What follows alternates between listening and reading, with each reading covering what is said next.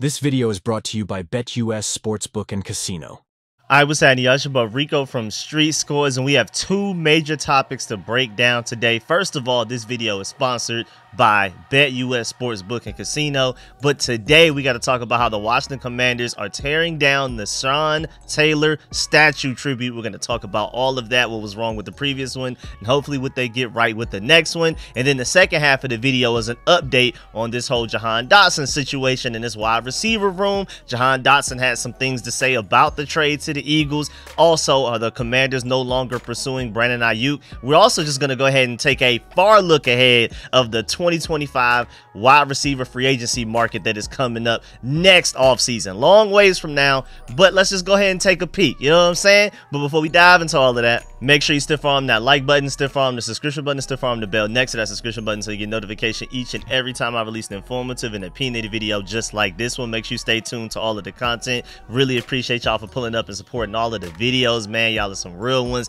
leaving likes, commenting, all of that type of stuff. Now, of course, I will be live streaming this upcoming game, the preseason finale against the Patriots. Make sure you pull up for that. And I have a lot of videos loading up. I'm gonna do a 53-man roster prediction after that Patriots game before they come out with the official 53-man roster, like actual cuts on Tuesday. And then after that, of course, I'm gonna react to that and everything. So make sure I stay tuned because I'm having y'all updated on everything on a daily basis, everything concerning the burgundy and gold. Without further ado, let's go ahead and dive into this video, man. Let's get it. Adam.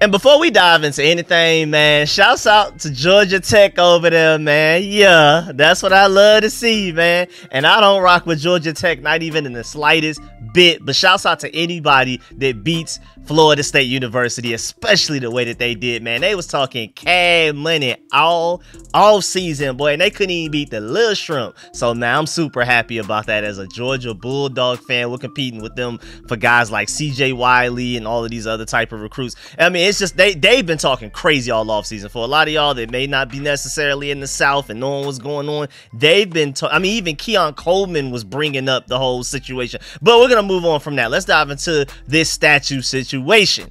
So apparently the Washington Commanders have removed the controversial memorial installation honoring Sean Taylor at their Landover Stadium and are working on a new plan, which will include a new statue to pay tribute to the late safety. Even Adam Schefter tweeted about it. He said the Commanders will be removing the previous Sean Taylor installation and partnering with his daughter, Jackie Taylor, and the Taylor family on the new statue, so they will have a lot of input on it this time around. Thank goodness. A positive step into continuing to honor their legends appropriately. I love it. And are we talking about a real statue this time? Like, my first thought immediately was, are we gonna actually do like a real statue? Like, not the version that the previous regime did, where like a human could just solo probably pick it up and run away with it. No, I'm talking about like the ones that take multiple generations of a family to make, like back in the Greek days, like an old Greek statue or something like that, like that takes ridiculously long amount of time to do. You know what I'm saying? I'm talking about something at least heavy.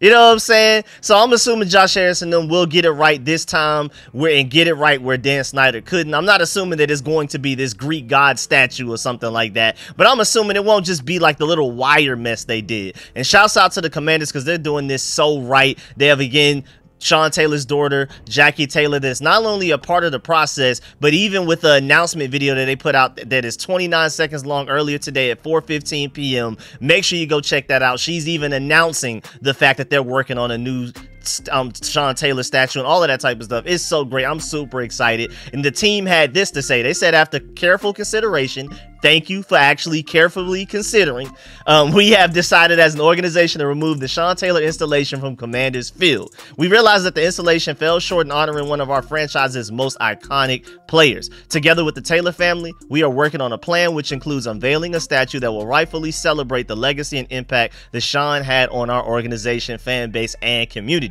The Washington Commanders are committed to honoring our legends in a first-class manner. Yes, sir. Now, it sounds great. I got to see what it actually ends up looking like, but I have every reason to be very optimistic and give these guys the benefit of the doubt because they've done so well every step of the way. Even just from something as small as that turf field. That's the one that's the closest to the facilities in the locker room that the players and coaches had to walk over to get to the other fields. That turf field that Dan Snyder refused to just dig up, start over, build a new one, put a new one in, a better one in, one that's not a safety hazard in for like the past 20 plus months. Josh Harris is here for a year and gets it done. I mean, little things like that. They already put aside like a huge budget to not only their stadium search for the next stadium that they want to do, which will at the very soonest probably be like 2030. So y'all might as well not even go hold y'all breaths for that. But at least in the meantime, they put together like this multi-million-dollar budget to improve this current stadium. They want to make sure Josh Harris and company, I mean, I love how they're doing things and just making sure that the fan experience with everything is as great as it can possibly be. The way that they have, you know, stands for us to watch and go to the training camps and things like that, and all of the activities they even have around the training camp stuff for you to buy merch for kids to have fun, all kinds of stuff. They're really thinking about us with a lot of the decisions that they make as far as this team goes. So why not give them the benefit of the doubt to assume that they will do the stadium the right way this time around? I mean, it's not even, you can't even really say this time around for them because this is not them. It's the same team, but not the same people running it. And then shouts out to Jackie Taylor, his daughter again. She said, I'm excited to announce along with the Washington Commanders plans to unveil a new statue to honor my dad. I'm thankful for Josh Harris and the Commanders family for their continued commitment to keep my dad's legacy alive. I look forward to sharing plans in the future and learning more about my dad through this process. I'm forever grateful for the outpouring of love and support from this special fan base. I'm filled with gratitude to know that my dad will forever be a part of the Burgundy and Gold family. Yes, sir.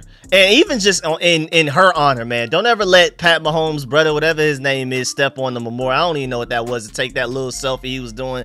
That was probably the thing that was like the most annoying out of the whole thing to me. Like, I don't know how we let Buddy step over the memorial. That was crazy. They even had like a thing around it to where it showed like, do not step here, and they still allowed it, which was just insane to me. But going off of Nikki Javala's article from the Washington Post, she pointed out the fact that the original installation, a wire mannequin with a Washington helmet and uniform designed to look like what Sean Taylor once wore, was unveiled to significant criticism in November of 2022. I can't believe it's been that long. It does not feel like it's been that long, but that's crazy.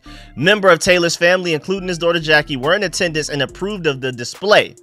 Others quickly noted its flaws, which included the use of a Nike jersey. Nike didn't become the NFL uniform provider until 2012, and the absences of Taylor's signature taping on the face mask. I mean, my whole thing was like, if the family likes it, they're cool with it, cool. But I do like the fact that this time around, it sounds like they will not only like see the finished product and then be like, yeah, that's cool. They'll actually be a part of the actual process leading up to the finished product. So they're going to be a little bit more hands-on than they were the previous time. But it's not like they just had nothing to do with it last time. And that was always the reason I ain't want to give it too much flack, because at the end of the day, you're looking at it from their point of view. This is always my point of view of it. Like, if they like it, I love it. I don't care what problems I have with it. If they feel like it's a great tribute, I feel like if anything is we could do as fans, when they're, you know, happen to be looking on the internet or something like that, they don't see outrage from the fan base. I mean, of course, a lot of the outrage is out of love, but I'm pretty sure on their end, they would prefer if people were just like, man, this is cool. We're happy. Everybody should be happy type of thing. And continuing with the article, the Commanders later altered the installation to address the issues, but the tribute still drew criticism, and the team's new ownership group led by Josh Harris took note. And that was crazy. I know y'all remember that unveiling vividly, and the fact that they did update it. It was unveiled one time, then they said they would fix some things, and they unveiled it again, and boy. But even just the very first time they unveiled it, I mean, here you go right here.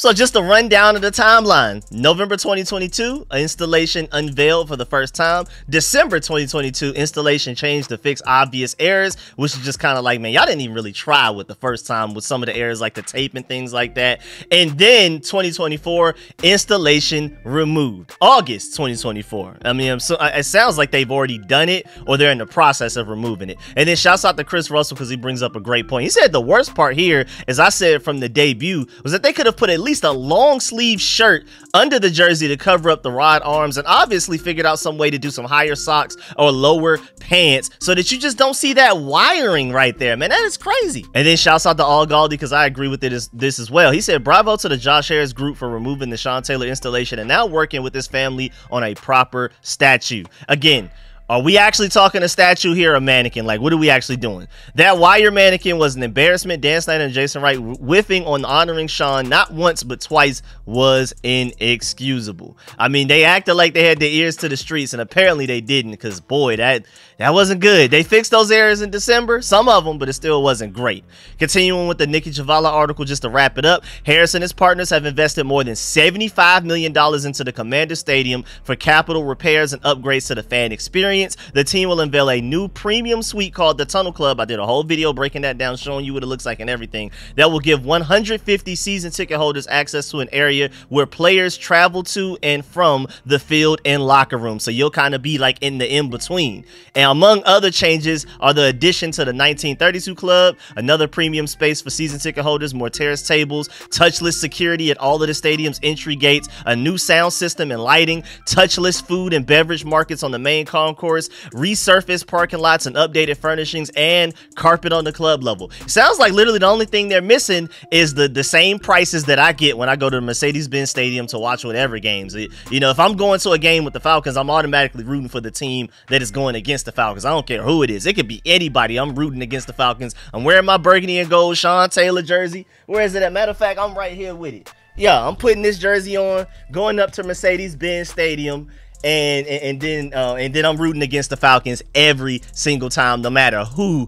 they're playing. But my point is, every time that I go up there, and I've been up there a bunch of times now, more so for Commanders versus Falcons game, but even when the Commanders aren't playing, I'm still pulling up because it's just a great stadium. But my main point is, so the only thing they're really missing to me is the food prices. I don't know if y'all have seen it, but like what you can get for $20 at a Falcons game, basically at the Mercedes-Benz Stadium, can almost feed a family, and that's just unusual in stadium. So that's the only thing they're missing, in my opinion. Hopefully they could do that. I doubt they will, but that would be nice. And of course, I would love some type of retractable roof to where if the weather's nice, you open it up. If the weather's terrible, you keep it closed. But that's just not going to happen in this stadium. Hopefully the next stadium has that.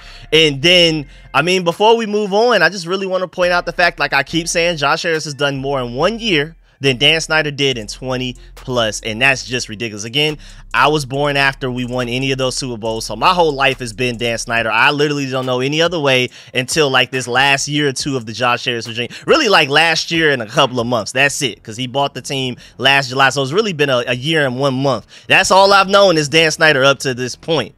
And also, this is one more thing that also, if you really think about it, gets us closer to completely ridding of everything that has anything to do with Dan Snyder. I mean, of course, you have the name and the jerseys and things like that. I don't expect us to really change that. Maybe they would by the time we get the new stadium in 2030, but I'm not expecting them to do anything like that anytime soon. So do not hold your breath on that. But at least this is one other thing that they can get rid of that kind of gets rid of the Dan Snyder stench just a little bit, man. But before we move on to this whole Jahan Dotson wide receiver situation we have going on right now, let my boy Michael Vick talk to you, and then I'm gonna come and talk to you right behind him. Michael Vick at BetUS.com. Catch an incredible 125% sign-up bonus on your first 3 deposits, plus 10% gambler's insurance. BetUS, my online sportsbook and casino.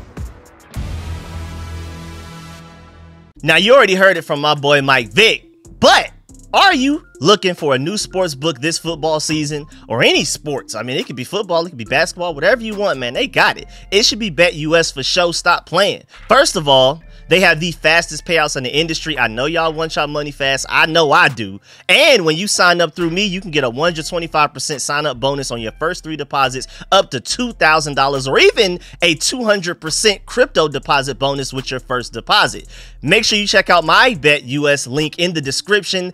in this video and in the pinned comment section as well, man. Make sure you go check those out and click that. Now let's go look at some bets, man. So when you're looking at the offensive rookie of the year odds going on right now, Jaden Daniels is actually third with plus 500 odds through the BetUS website, and that's good. So only behind Caleb Williams and Marvin Harrison. I'm not mad at that, I ain't gonna lie.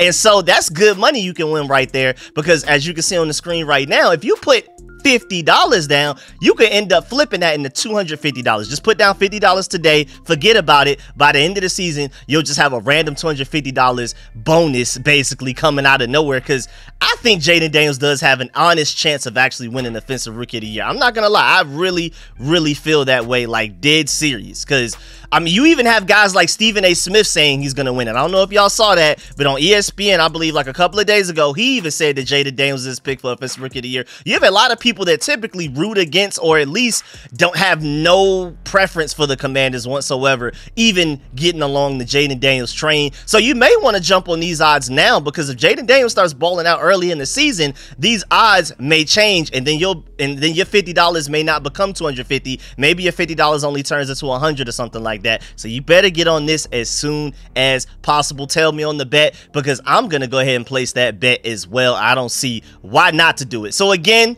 when you sign up through me, you can get a 125% sign-up bonus on your first 3 deposits up to $2,000, or even a 200% crypto deposit bonus with your first deposit. Make sure you go check out the BetUS link in the description. My personal link, like it's literally me, Rico of Street Scores link right there. Sign up through me. Link in the description and the pinned comment.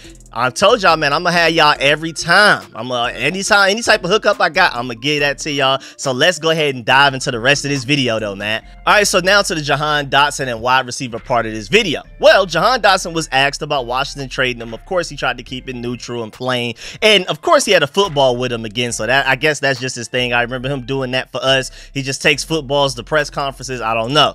But he said, I won't take it personal until we play Washington, which is interesting, because I mean, it sounds like he kept it neutral. Like, I won't take it personal, but did you hear that? Until we play? So it sounds like when we do play them, he is not going to be playing with us. When we play them, he is very serious about the situation. I'm not even mad at him. I would be too, man, if I were him, but that just gives me even more motivation for those Eagles games. Of course, we don't play them until November 14th for the first time on Thursday night.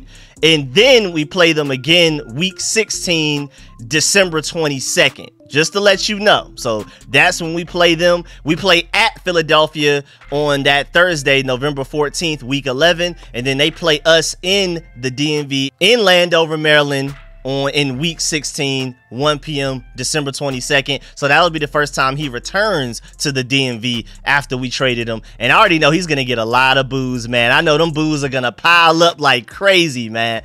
And man, I can't wait, because I know that boy Mike said, and not even to just talk crazy about Jahan Dotson because we traded him. I think that boy Mike Sanford still might lock that boy up both times, man. Because like I said days ago, the reason that they were probably even willing to trade him just in general, but especially within the division where you got to play him twice a year, I'm telling you, this guy, as in Mikey, has probably been locking him up all training camp. So they're probably like, man, we ain't worried about nothing. We'll play him twice a year.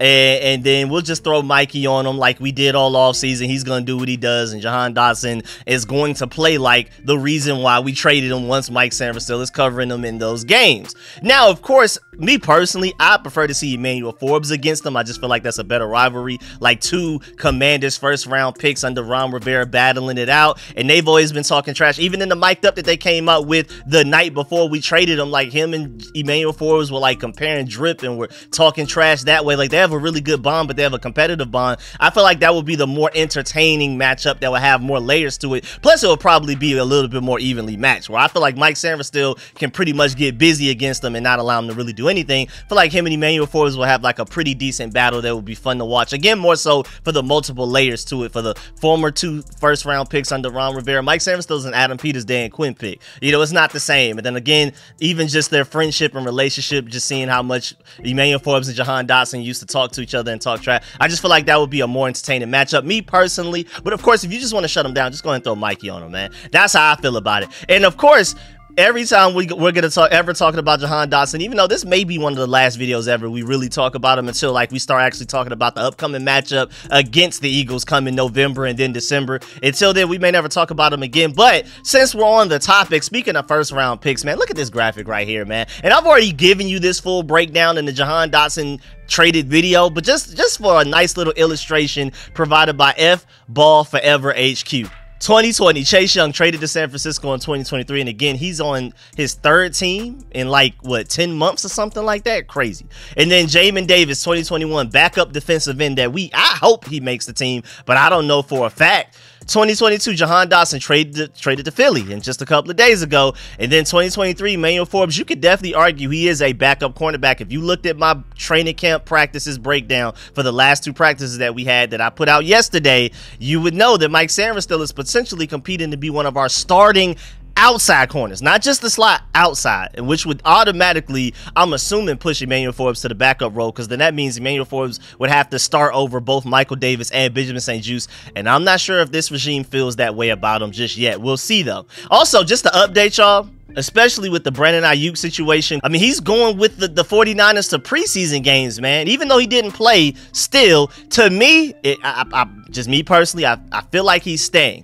Or at the very least, there's no imminent trade on the way anytime soon, because if there was something going on behind the scenes between the Commanders and the 49ers, he probably wouldn't go. He'd probably be like, all right, I'm on the way out. Why would I even really just be hanging around these guys and pulling up to the not even just practices, but preseason games? Why would I be doing that? You know what I'm saying? So I just don't think it's really likely. And honestly, to me, just in general, I really just feel like we're either looking to pick up a receiver that gets cut on Tuesday when teams trim their rosters down to 53 players, or maybe we're just looking at a lower level caliber player or receiver to trade for. Something that would cost less than what we got in return for trading away Jahan Dotson. I'm thinking we're looking for a caliber receiver even less than that. Because if, and it's a big if, we actually plan on pursuing one of those top flight receivers, it will be in the offseason, in my personal opinion. I don't think it will be at any point this season during a trade before the regular season starts, before the trade deadline or anything like that. I believe the only way we end up with a guy like a Brandon Aiyuk or T. Higgins or CeeDee Lamb or anything like that is if their respective teams don't sign them to long-term deals during this season. And then all of those guys, at least one of them, is like dead serious about hitting the open market and really testing it and trying to leave their current team. But again, that's 2025. 2024 regular season wise, what could help us this regular season within like the next week, but when we're about to go in against Tampa Bay Buccaneers in like 2 weeks? I just don't really see anything like that. High caliber receiver wise. Now, I do expect us to look for somebody that, again, like I said earlier, like either gets cut or like a lower caliber guy to where we give up trade value that's even less valuable than what we got in return for Jahan Dotson. I don't see us going after some big name receiver, just to let you know. But 2025 wise, things could get interesting, man. And speaking of looking ahead to 2025, let's go ahead and do that, because it's actually supposed to be a big time wide receiver crop, man, for free agency. I'm assuming we more than likely draft one within the first 3 rounds, because that seems to be the smart trend to do right now. Rather than paying a receiver big time money, just go ahead and draft one in the first, second, or third round, and they're going to give you just as much production and value as that receiver that you're potentially paying 28, 30 something million dollars per year, but they're on a rookie contract versus that ridiculous money that you're paying that veteran. Of course, the veteran is the automatic known commodity type of situation, but hey, man, the league is definitely going more so towards the trend of drafting a wide receiver within those first 3 rounds and making something shake there, and then worrying about paying them ridiculous money 4 or 5 years down the road. But if we wanted to pursue a top known commodity in the 2025 free agency when we get there, if we end up wanting to do that, just to let you know, there's guys like Stephon Diggs, T. Higgins, Keenan Allen, Amari Cooper, Chris Godwin. You even have Brandon Cooks potential. I mean, the way he's bounced around, but he's always been consistent everywhere he's gone. Deontay Johnson, DeAndre Hopkins, Mike Williams, Robert Woods, Marquise Brown. I don't think we would want to necessarily pursue Darius Slayton, but that's a guy. Demarcus Robinson, Noah Brown, KJ Osborne, Nelson Aguilar, CeeDee Lamb, of course, Kadarius Toney, maybe if you want to, even though I don't even think he's an unrestricted free agent as Kadarius Toney wise. But of course, Brandon Aiyuk, DJ Chark with his height, Odell Beckham, I mean, I think he's finessing the Miami Dolphins right now. I think he went and got paid by them, and now he's faking an injury so he doesn't have to play. I don't know what he's going on, so I'm not even counting him just off of that alone, let alone his age as well. But Tyler Boyd, Zay Jones, Marquez Valdez-Scantling, Elijah Moore. I mean, there's a lot of names out there potentially that we may want to pursue. Rondell Moore. There's some guys out there. And if we're looking at market value, Spot Track feels like Brandon Aiyuk will get somewhere around $27.5 million per year. You know, I'm just trying to show you, like, in comparison to what everybody's making. T. Higgins is projected to get $19.7 million per year. I think he's going to get well more than that. I think it's going to be somewhere where Brandon Aiyuk gets, I'm not going to lie. They're saying CeeDee Lamb was looking to get $35.1 million per year. I know the Cowboys ain't got that.